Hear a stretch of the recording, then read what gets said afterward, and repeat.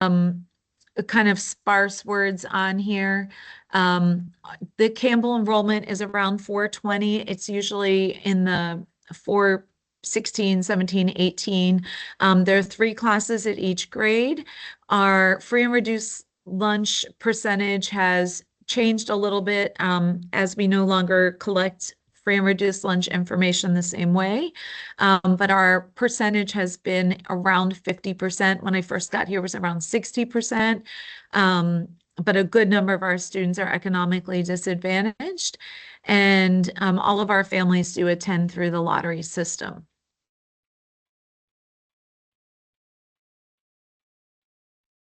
In terms of school culture, our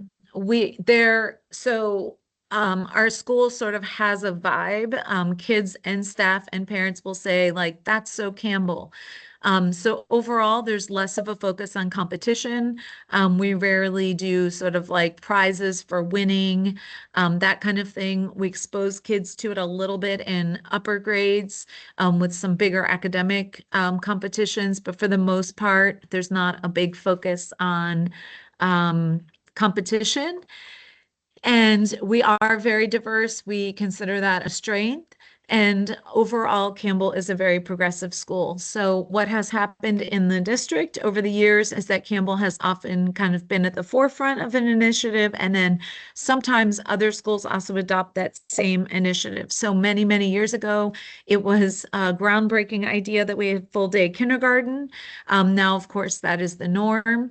Campbell has been doing standards-based grading for about 12 years, and APS there are some schools that are just in the process now of adopting that.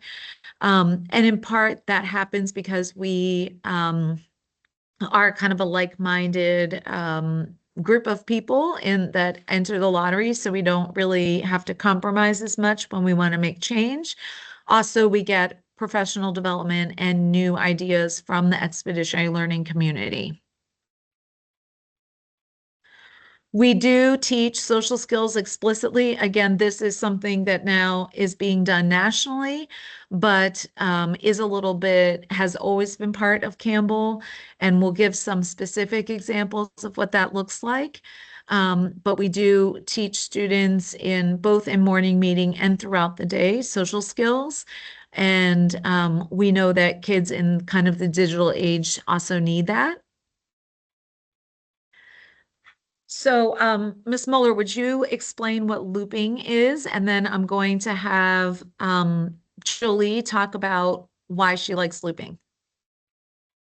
Okay, so at Campbell, we loop, which means that students have the same teacher for 2 years, and they stay with the same peers. So when they start with kindergarten, they travel with the same group and teacher to first grade. And then they do the same thing in the following year. They're regrouped, and then they're with the same teacher and kids in 2, 3, and et cetera.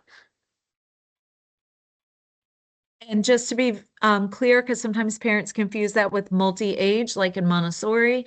So the whole kindergarten class is only kindergartners. They're all 5, and then they all stay together and they all become first graders. So the classes are not mixed the way they would be in Montessori.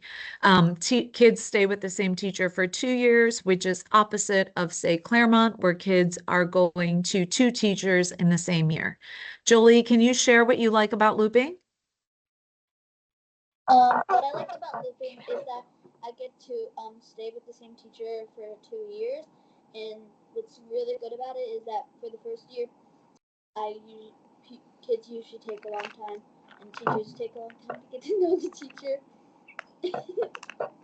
and in the second year, it's easier for the students and teachers usually to get along, and they usually know each other more, and yeah. And Cavelli, do you want to add anything to that?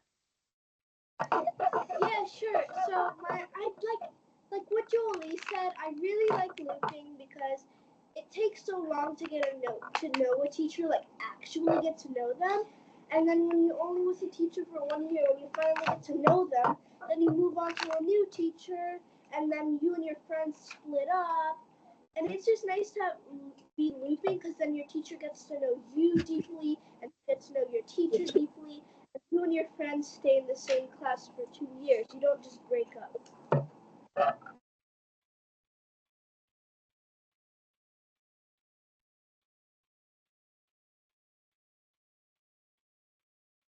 So Campbell is the only expeditionary learning school in the state of Virginia. There's some reasons for that, but there are quite a few expeditionary learning schools in Washington, D.C. and in Baltimore and in parts of other parts of Maryland. It is a network of many schools, hundreds of schools across the US. And we get professional development from them. They also have curriculum resources, and they actually rate us on how well we are doing the model here at Campbell. So it is an existing nationwide model, and we have to have integrity in following that model. They actually give us a score every year about how well we're doing that model. And Campbell is a credentialed school, which means we have proven that we've demonstrated the expeditionary learning model to a high degree. And we actually are doing professional development for other schools. And we'll talk a little bit more about what expeditionary learning means. Again, it's hard to kind of explain in an elevator speech. There is an EL website, elschools.org, that goes into a lot of detail. But we'll unpack a little bit of it here today. So part of expeditionary learning is expeditions. Expeditions are long units of study where students become experts in a particular subject. Alex, can you explain what describe one of your favorite expeditions? One of my favorite expeditions was probably this one in 5th grade because we one of the other groups, they did like a little game and coded the game, and it's like pollution in the sea, and that was pretty fun because it was an interacting game. And Paulette, would you like to describe your favorite expedition? We're working on an expedition about electricity, and we're working on how to make light. And in my class, we're using wires and learning how magnets contract. Most of the expeditions are based in science and social studies content, and they have a social justice component or an environmental component. And then students create projects at the end of each expedition, and then we have a showcase. So today we had a 1st grade showcase, and students were learning about the human body and healthy ways to treat their bodies. And then parents came and saw all the work that they did. The classroom is sort of set up like a museum, and parents come and see what that looks like. So there's typically in each school year, there's a fall expedition and a spring expedition. Usually one is science and one is social studies. And there's a couple more expedition examples that are here. They do rotate from year to year. So we are, again, not a traditional elementary school. It is not like the same experience every year. So you may have a child that has a kindergarten teacher, and then 2 years later, your second child has that same kindergarten teacher, but the expeditions have changed, in part because they need to be relevant current topics. And the teachers might just change their interest on a certain topic. They might get a fresh idea. In the older grades, some of the expeditions have kind of a social justice component. Again, they might be time sensitive or relevant. So one year, for example, students wrote letters about removing Confederate statues in Richmond. Many years before, that actually became a national controversy. And so then when it did happen, we no longer actually do that expedition. There are quite a few related to like pollinators, soil, conserving water, those kinds of topics, and then also like the human impact on the environment. And so some also have kind of a diversity element to them. And those expeditions are created by our staff knowing our community and trying to make it really relevant. The students have just discovered emojis. Again, they've never used Teams before, so they've been given a 5 emoji limit, and you can see they're really enjoying those That is emojis. Alex. Um, so the expeditions are really a huge part that makes Campbell unique. And then another big piece is outdoor learning. So we do have a parent that the PTA pays a stipend for to be kind of a garden expert. She is a master gardener, and she helps our staff and students do outdoor lessons and projects. So right now today was the last day of the after school enrichment club that she was running. Classes can sign up and go out we have a beautiful courtyard, and classes can go out and plant crops, or they can harvest crops, or they can turn compost, things like that. So, and then also sometimes in upper grades, they might grow things in the classroom.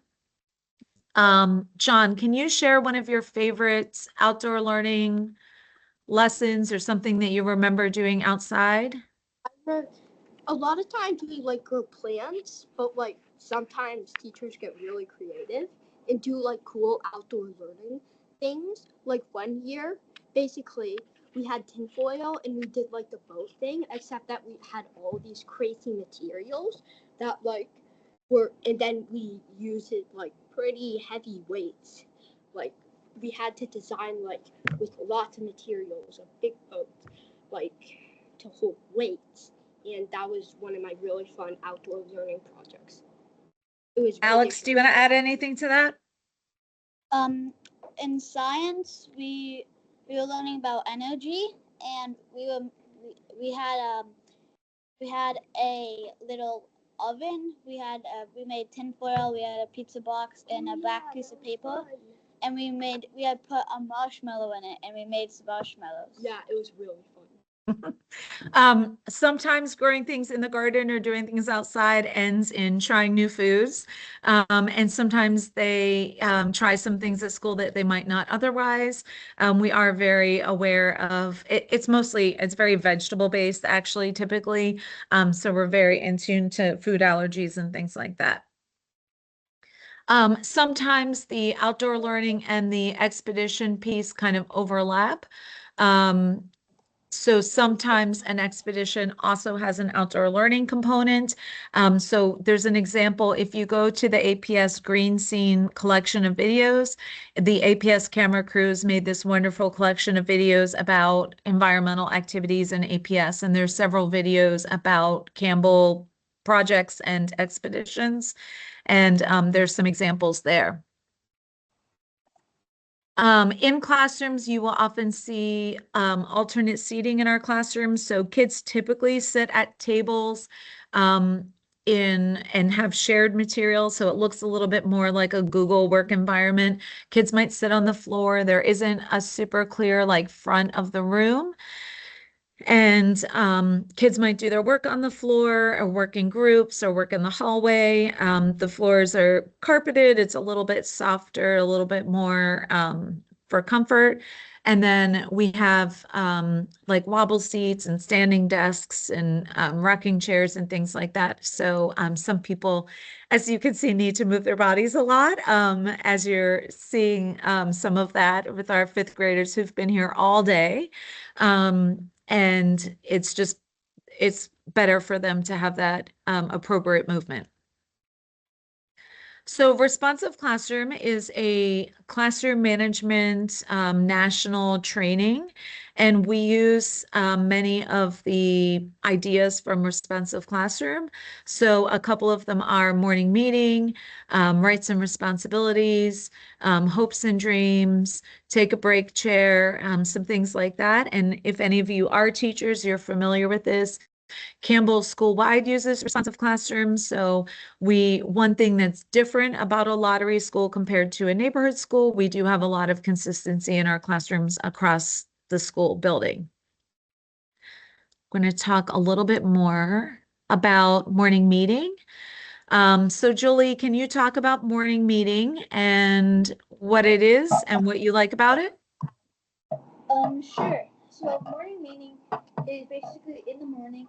The class gets together, and before next time, our first like class, the whole class gets together, and they would do greetings, and they would sometimes play games and do lots of fun stuff. And also talk about the schedule. And what I really like about it is doing greetings and doing really fun stuff like playing games. So they might talk about the day, they might talk about something that they're excited about, they might talk about any schedule changes. They also might talk about what they did over the weekend, or in a kindergarten class, one of the students had um, a baby brother was born, and so he was talking about what that experience was like, seeing his brother in the hospital, newborn baby for the first time, and things like that. So kids are kind of sharing the ideas that they start their day and sort of get those things off their chest that they need to talk about or need to share so that they're able to move on. Also, there are some social skills that are provided through that experience. They greet each other. They actually greet each other in different languages and things like that. So that is kind of the part of the day where everyone is just starting their day in a good way. So morning meeting happens every day. It is important to note that we are an early start school. Cavelli, did you want to share something about morning meeting? Go ahead. I love morning meeting. It's one of my favorite parts of the week. I love morning meeting because it's like the students run it, and the students decide everything. And morning meeting is so nice because if you learned about something, you want other people to know, you can present it. Like, for example, some kids were learning about mean, median, mode, and range. So they signed up to do a show at community meeting. And they did like, you can sign up and like, they did a show and they were like mean, median, mode, and range, blah, blah, blah. But like, if you want to tell someone something, if you want to have a message, it's like a community bulletin board, but live. It's amazing. It's so fun. I look forward to it every week. So morning meeting happens Monday through Thursday. Community meeting happens on Friday. It is most of the time it's inside. Every once in a while in the fall and the spring when the weather is good, we do it outside. Parents can come and watch it also. It's kind of a feel-good moment. Think of it as like a little variety show of what's going on at Campbell. And the kids also run it. So one thing about Campbell is we do give a lot of control over to the students. Sometimes by doing that, we sacrifice some perfection, but we want kids to be really comfortable with public speaking and sharing what they've learned. Our kids do not get like motivated by traditional letter grades. We don't actually do letter grades, and we've never done them. And they don't actually even really understand letter grades. And they're not doing the work as like a transactional piece. They're doing it more authentically for learning. And then they're showing what they learned to parents at showcases or at community meeting and other community members. When we have high school teachers come and visit, they're like, your kids will do work without getting a grade for it. We're like, yep. In part because they have a really strong relationship with those teachers after 2 years. And, we set expectations. We do have high expectations for both behavior and academics. Did you want to add something, John? That is very true. And in 2 years, I feel like we have a very good connection with our teacher, and yeah, If you're just joining us, I'm Maureen Nesselberg, the principal here at Campbell School, and the students who are here are fifth graders who are giving their kind of student perspective on what Campbell's like and some of the specific elements. at the end of the PowerPoint, we will have some time for questions as well.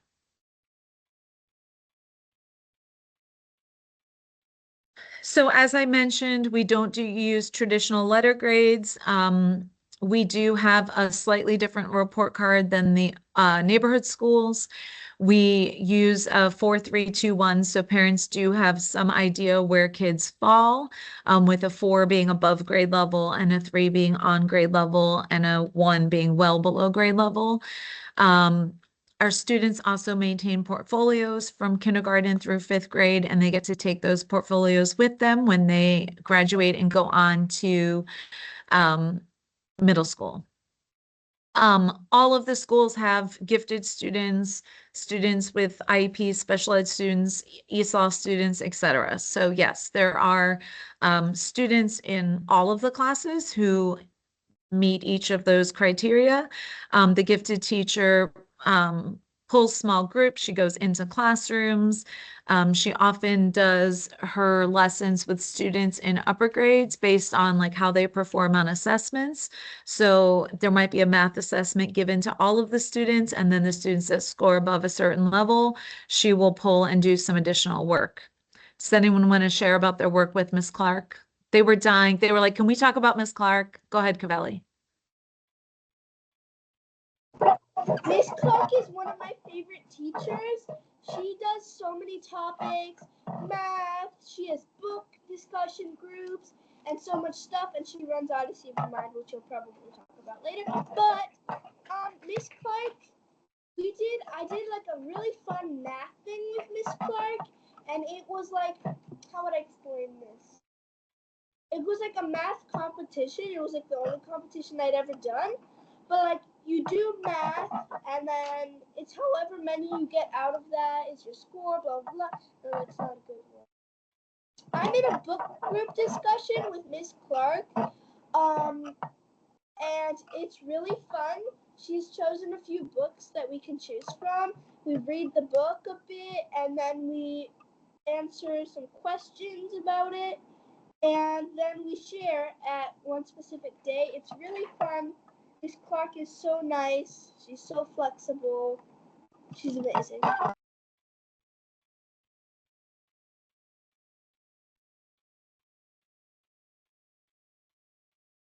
Go ahead, Alex. Another thing that I really like about Miss Clark is that she does really challenging, like she challenges us in a bunch of different ways. And every week she does a challenge problem with multiple steps or multiplication and division.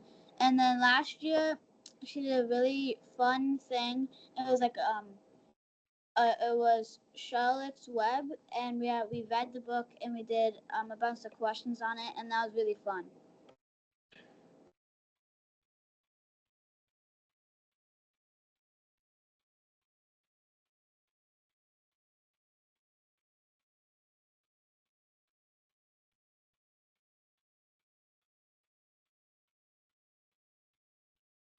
I am muted. I also have not done online learning in 5 years. So a couple of things to consider about Campbell. One thing to be mindful of, we do not do holidays at Campbell. So if your live stream is for your child to make a shoebox and put Valentine's in it, it's not happening. We do not do Christmas. We don't do Halloween. We don't do Valentine's Day. Because of religious reasons and kids who can't celebrate holidays, and it just gets really complicated. So Campbell has never done those kind of holidays. There are some instructional holidays that are like Martin Luther King Day and things like that. They're typically not the kinds of holidays that you do like class parties for. So that also kind of reduces the food situation. We do have fun at Campbell, so we do a little extra for like 100th day of school and some of those things. So we insert fun in kind of other ways. The kids don't really seem to miss the kinds of things that parents may have grown up with, but they are nostalgic for some parents, and it's not going to change. Campbell has a very strong sense of like who we are as a school, and has been that way for 20 years and before my time as well. And those kinds of things we don't really change based on parent feedback. We are an early start school, which means that we actually start school at 7:50. That is really good if you work early, and it kind of covers childcare in the morning. Very, very few of our kids do early extended day. Buses, especially in North Arlington, come really early, like 6:45 a.m. So do consider that in your decision about school choice. Most of the North Arlington schools start at 9, so you're talking about a significant difference, like a 2-hour difference in what time you would need to get up in the morning. It does leave a very long afternoon, so we do have a lot of after-school activities.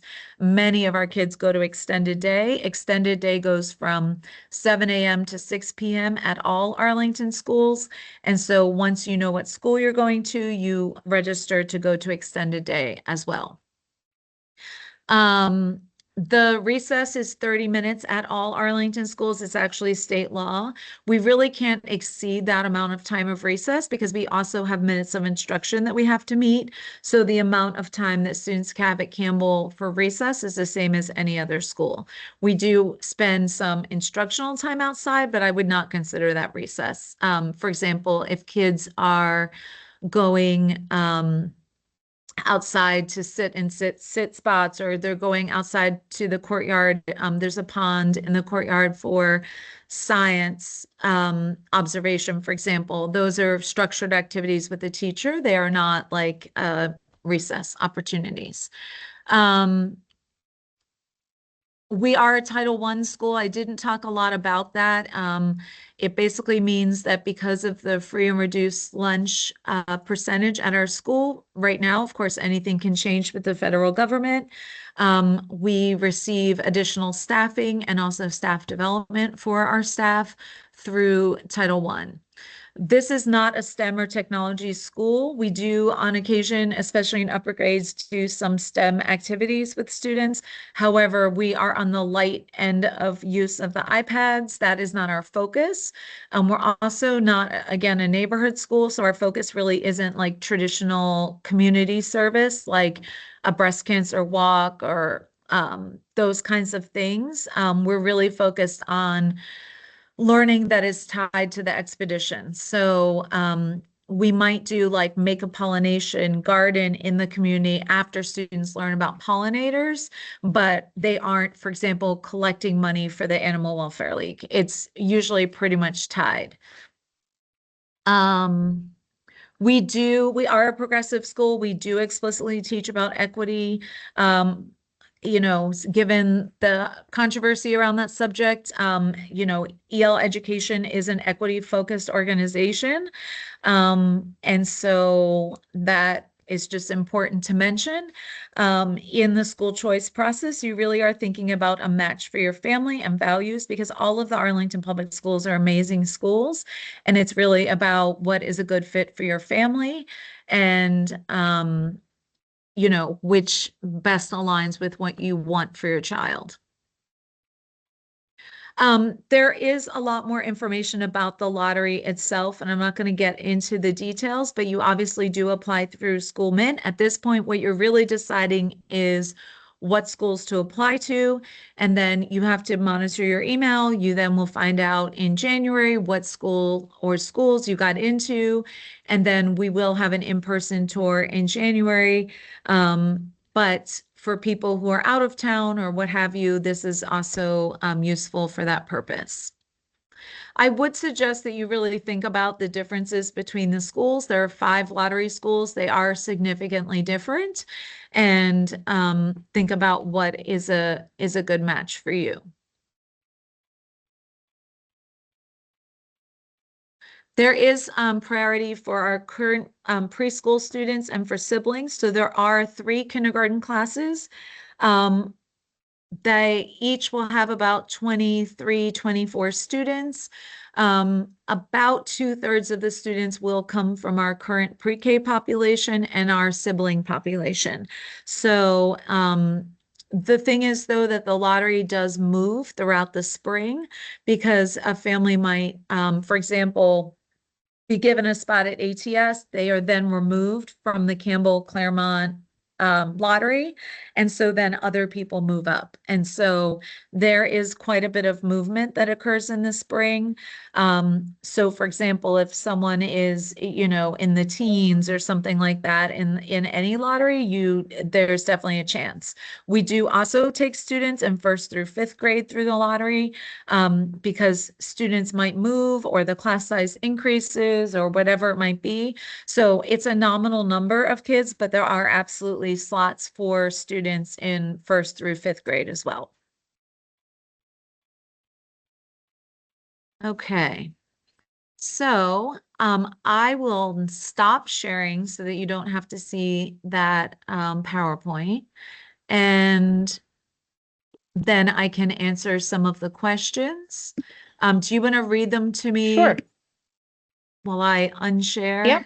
Here we go. So the first question that we see is, how do kids typically transition from the expeditionary model to a more standard middle school model, since this is the only expeditionary school in Virginia? Yeah, so our kids definitely have strengths in like working in groups, doing projects, public speaking, things like that. We are a little bit lighter, for example, on homework. And so we do introduce a little bit of that in 4th and 5th grade so that kids have some exposure before going to middle school. In 4th and 5th grade, students do switch classes, which actually is the biggest piece about middle school that kids struggle with, is sort of the physical space and feeling overwhelmed. And so we prepare kids for that. Many of our students, like Isaac has 2, I just called him by his brother's name. Alex has 2 brothers who went on to other schools. And many of our kids have siblings that went on. Julie also had a brother who went here and went on to other schools. And so we often hear back from parents that our kids adjust just fine. A lot of our kids do apply to HB Woodlawn for middle school, but not everybody gets in.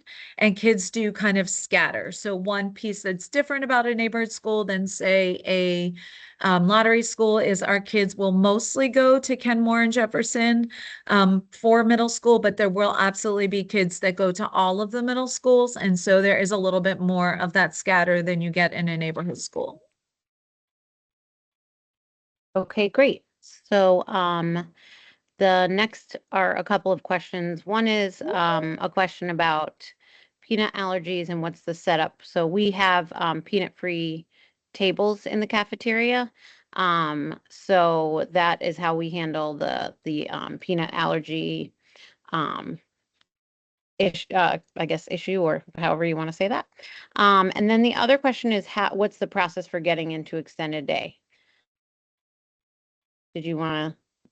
Yeah, so once you know what school you're going to, because extended day enrollment is specific to that location, then in the spring, parents would apply for extended day at whatever school you're going to. There is a wait list for many of the extended day locations, including Campbell, because of staffing. So they can only take as many students as they can accept that they can staff in extended day. John goes to extended day, and so does Jolie. Do you want to explain what you do in extended day? So in extended day, what we do is, so what 5th grade does right now is usually they go to extended day and then they do the attendance, and then after that we would go outside for a couple of minutes, and after that we would come inside to eat snack. And once we eat snack, you could either go to the gym or the multi-purpose. The multi-purpose room, basically they have a magnetiles, some Legos, and they have a bunch of games. And at the gym they have some like balls that you can play with. Usually kids will play soccer or basketball, and outside kids like to play soccer too. So, and what I like to do is usually I like to go to the multi-purpose room. John, do you want to add anything? I want to add, so basically it's like a place where you go, they give you like snack. I don't eat it normally because I'm a very picky eater. But anyways, then there's like lots of activities. You can go outside and play on the playground, Campbell playground. Then if you go inside, there's even like a wee bowl, and like there's lots of games and activities and stuff. And it goes all the way till 6. I think what happens when you get to 6 is you just sit there and like, but I don't know what happens after once you get to 6. So, yeah, some kids stay for just a little bit. John's mom is a teacher here, so he goes for a little bit, but not the whole time.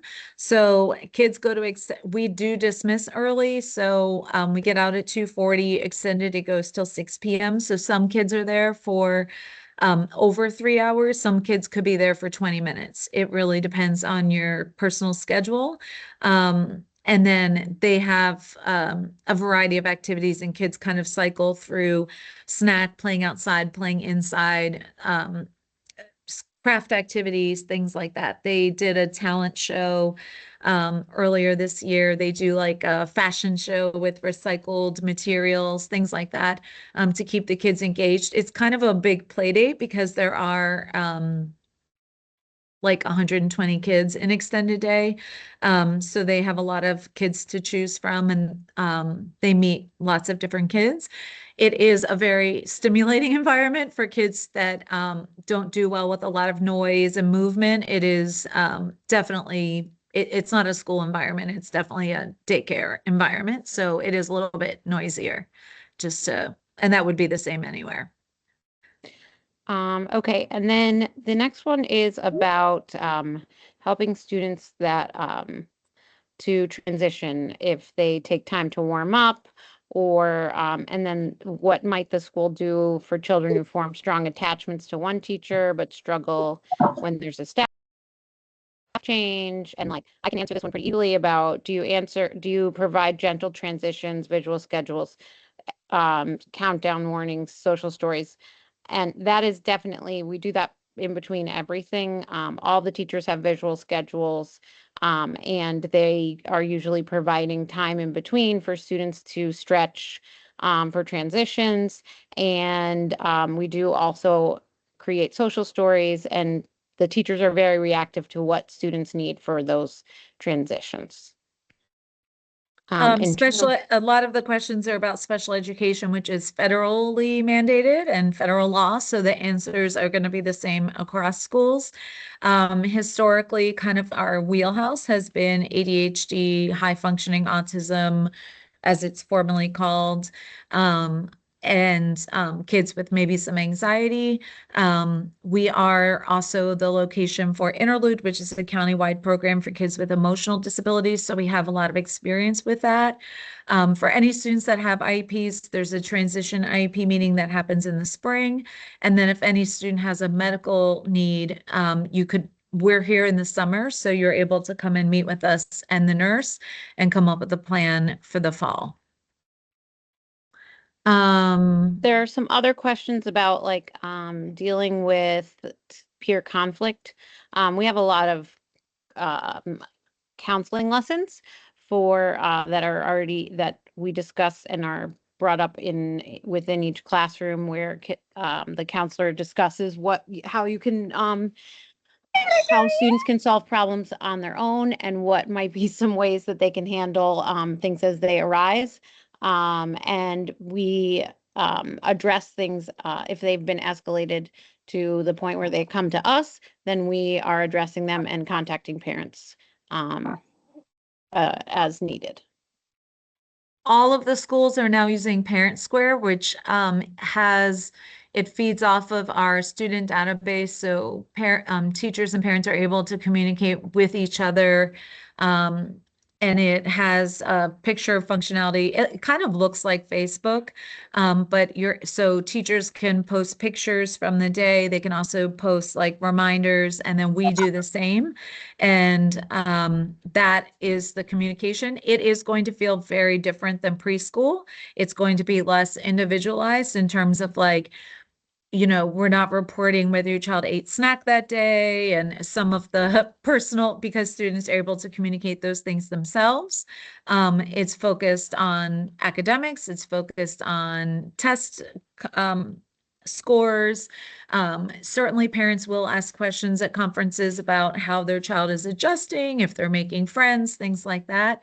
But it's not, a kindergarten teacher is going to have 23 students. So it is, just to manage expectations, it is very different from the kind of pre-K communication that parents are used to getting, and that will be the same across APS. Some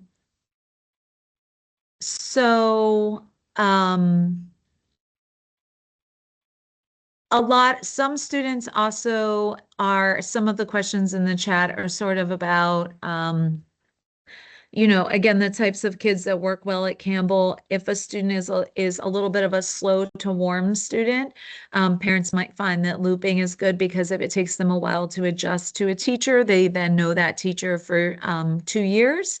And, that might be more of a personality than a disability, for example. And we certainly have kids kind of all over the continuum. We don't, technology, we don't have TVs. They've been taken out of schools for like 20 years. We do have smart boards, projectors, whatever you want to call it. Teachers definitely use those as prompts for themselves to like go to the next page. Kindergartners are not reading PowerPoints. It's more like, these are the 3 groups. If you're in the blue group and your name is on here,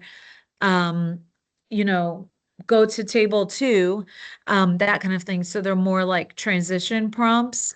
Their APS is now not doing iPads in pre-K or K.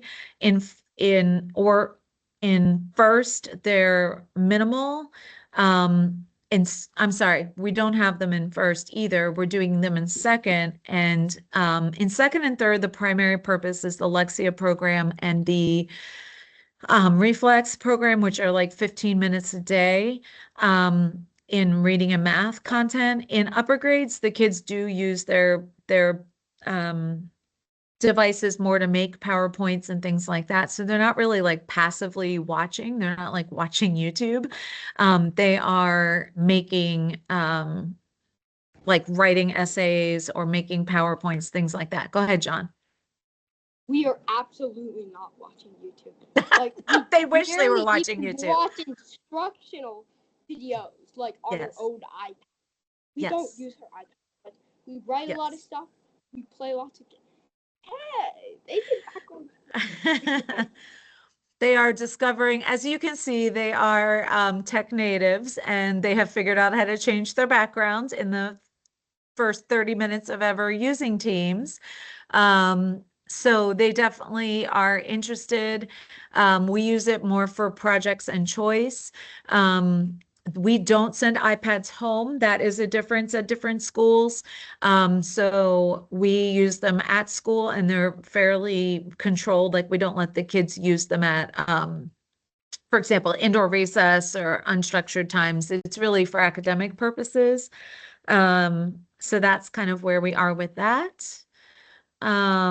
Yes, there's a smart board in PE because they also have to give the kids direction. So a smart board is used the way a chalkboard was used in the 80s, where they might have like, first we're doing this, next we're doing this, that kind of thing for prompts. Yes, transportation is provided for students.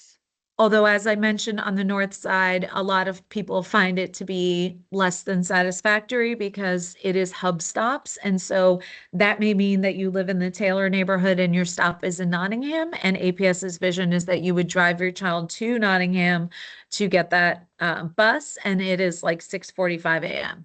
So I would just caution that piece. On the south side, the stops are quite close together, and kids are typically on the bus for a much shorter period of time, and the bus stops generally don't change much year to year. So if you live, for example, in Barcroft, you probably could walk to 2 different bus stops, and next year those 2 stops will be the exact same stops.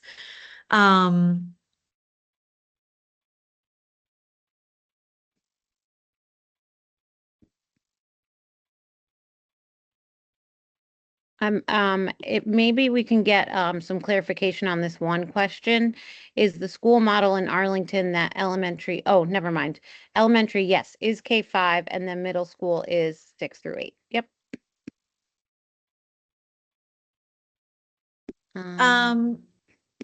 I think a lot of the things people are asking may be very similar, maybe sort of universal questions, right? So the schedule is the same every day.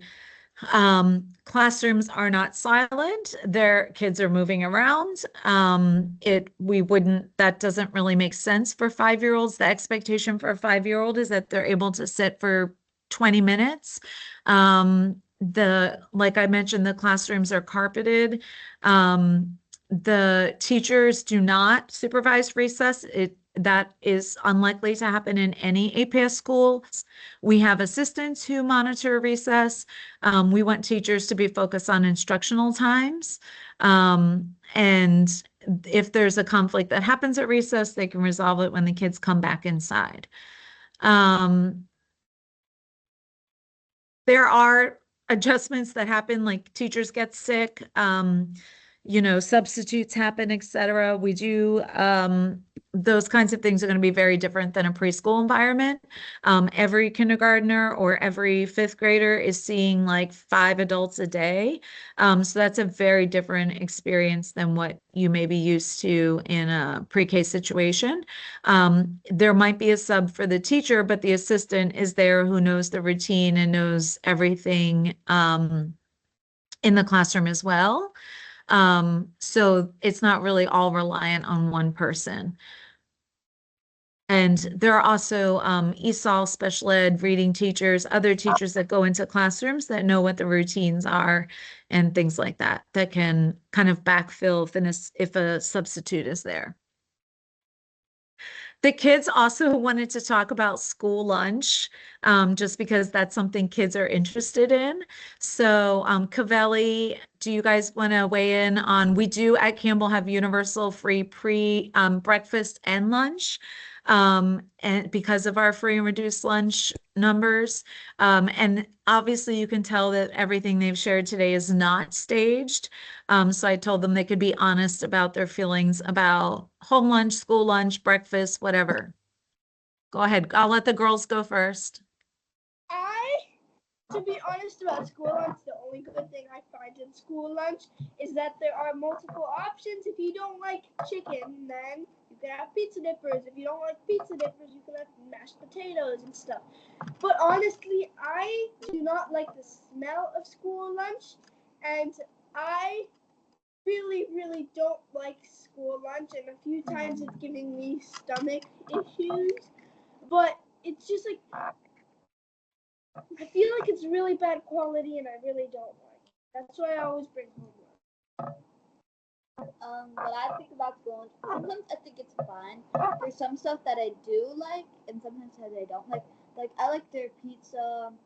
I like their this taco meat rice bowl thing. It comes with like chips and taco meat and rice. Something I like that a lot. And I also like their pasta sometimes, but usually I like my pasta from home. So most of the time I just pack home lunch, but I do get school lunch every so often. It's mostly fine. I used to get school lunch, and I like how they have cold lunch and normal lunch. So when you don't like the school lunch, you can just have like cold lunch. It comes with like nut-free peanut butter and jelly.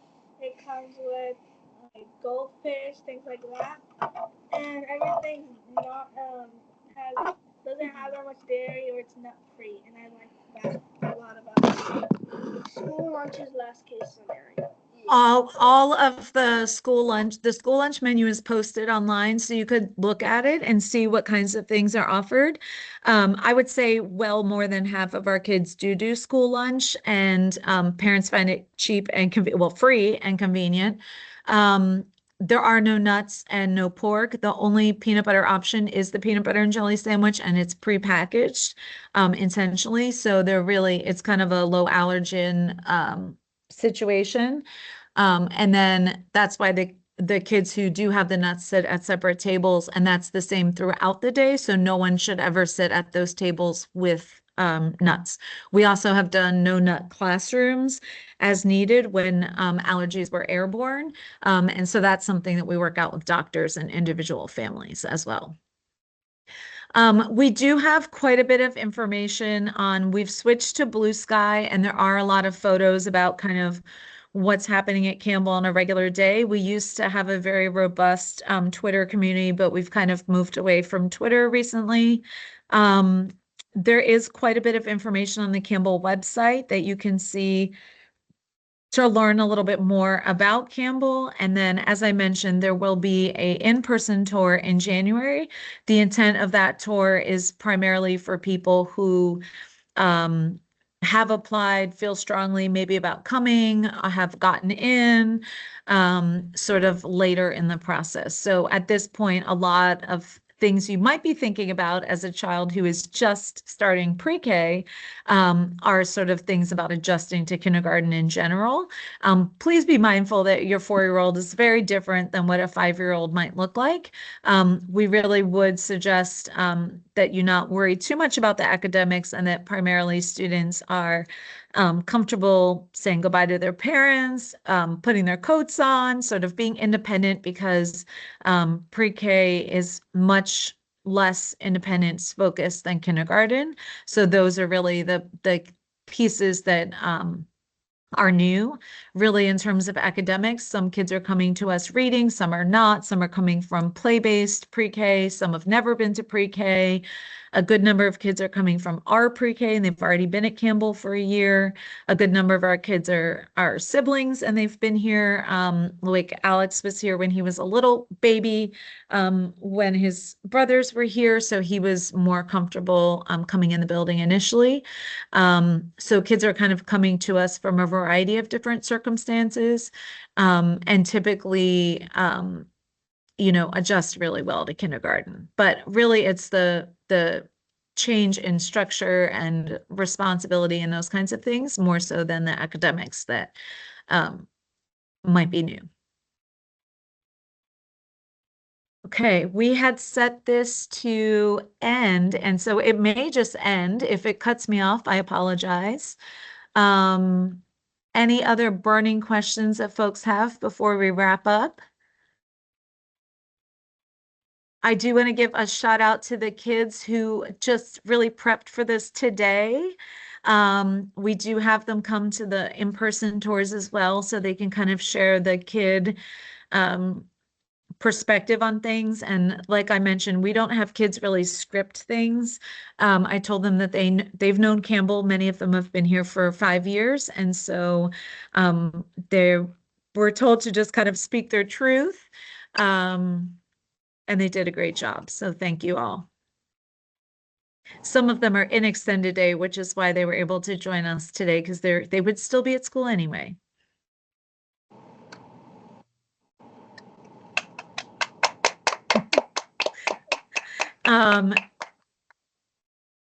Last words of wisdom from our ambassadors. You said there was going to be questions at the end for the girls. Yeah, they were putting the questions in the chat. You guys probably weren't reading the chat. Oh, we were. Oh. Oh, I was like Okay. a lot, and I was trying to pay attention. About to do this. Yes. Okay, thank you all for being here. Oh, bye. Thank you.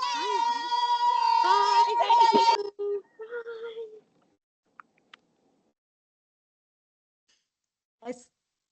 I saw a hand go up. Was there a parent question that we can answer? I said the class size is 23 in kindergarten, 24. So it is a teacher, an assistant, and 23 or 24 students. That is the same across APS. Can you hear me? Yes. A couple of people had asked kind of like, you mentioned if this is the right school, what would a good fit look like, I guess, or what kind of student do you think would be the best student profile, I guess, is the best fit?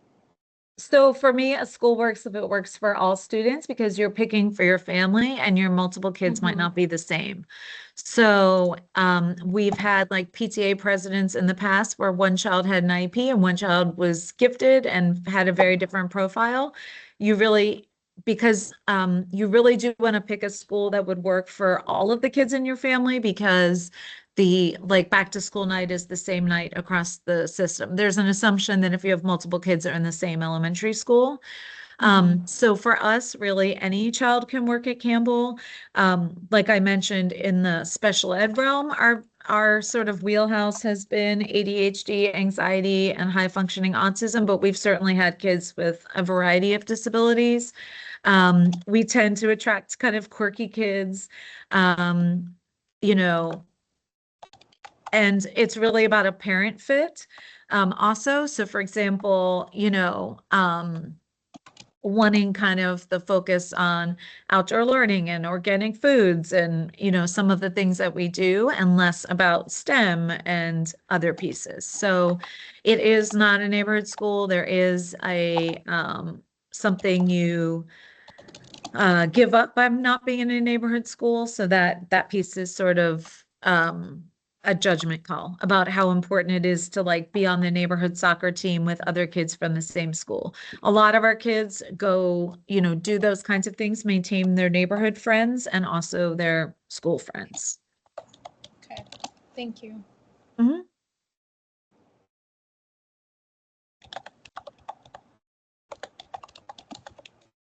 Okay, thank you all for being here.